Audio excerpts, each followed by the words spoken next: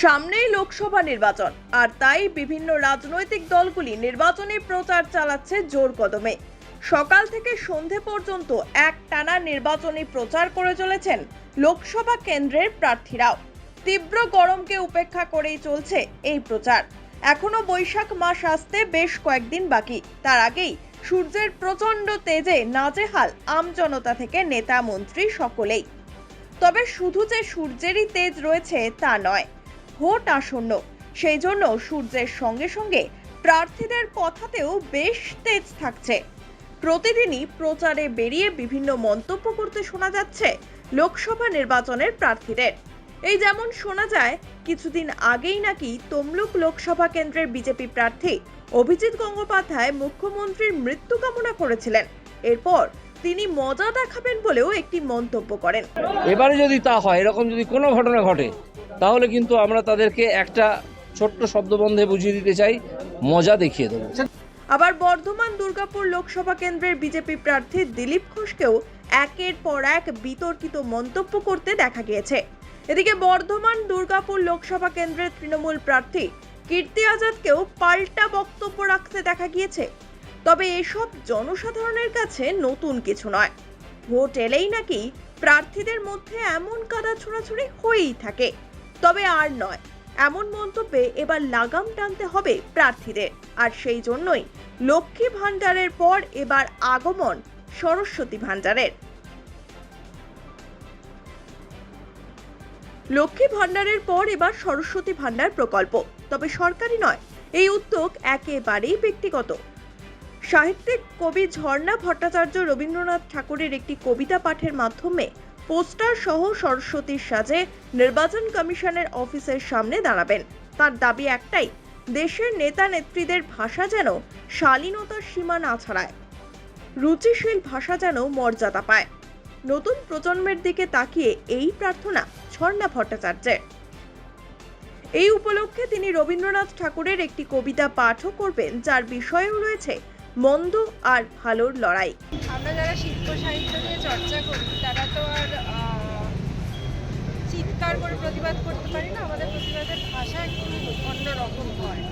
এবার শব্দকে আমরা ব্রহ্ম মানি, এবং সেই শব্দ দিয়ে ব্রহ্ম দিয়ে যেমন সৃষ্টি হয়, ব্রহ্মার থেকে সেরকম দাবানল তৈরি হয়। এখন ব্রহ্মার থেকে দাবানল তৈরি হচ্ছে। আমার বাচ্চা কার্টুন দেখতে গিয়ে খবরের চ্যানেল চলে আসলে যদি দুটো বাজে কথা শোনে, তার মনে কিন্তু একটা ভয় ঢুকে যাচ্ছে যে কাদের কাছে আমাদের সমাজটা রয়েছে। তাহলে আমরা আমাদের নতুন প্রজন্মকে কি দিয়ে যাচ্ছি? আমাদের এই ভাষা সন্ত্রাস চলতে থাকলে আমাদের এই যুগটা কিন্তু সন্ত্রাসের যুগ বলেই পরিচিত হবে। তাই ভাষাকে সংযত করতে রাজার নীতি আগেও ছিল, রাজার নীতি এখনও আছে। এখন সোশ্যাল মিডিয়ার যুগ, এখন আমরা অনেক কিছু অনেক তাড়াতাড়ি জেনে যাই। সেখানে আমরা যারা পথ প্রদর্শক, তাদেরকে অনেক সংযত হওয়া উচিত যে আমাদের আগামী প্রজন্ম কীরকম হবে, এবং আমাদের আগামী প্রজন্ম যদি সুষ্ঠুভাবে বেড়ে ওঠে, আমরা একটা সুন্দর পৃথিবী রেখে যেতে পারবো, যেটার ফল কিন্তু ভোগ করবে যারা আজকে ভাষা সন্ত্রাস ছড়াচ্ছে তারা। মনে করে যে এই যে ভাষা সন্ত্রাসে তাদের ক্রিয়া দিতে হয় মানুষের মধ্যে, এবং বিতর্কিত থাকলে কী হয়, বেশি মাইলেজ পাওয়া যায়, এরকম একটা ভাবনা। আমরা তো যুদ্ধ করেও প্রচারে আসতে পারি। যুদ্ধের পরে কী হয়, যুদ্ধের পরে যে রক্তক্ষরণ, সেগুলো তো আমরা চোখে দিয়ে যেতে পারি না।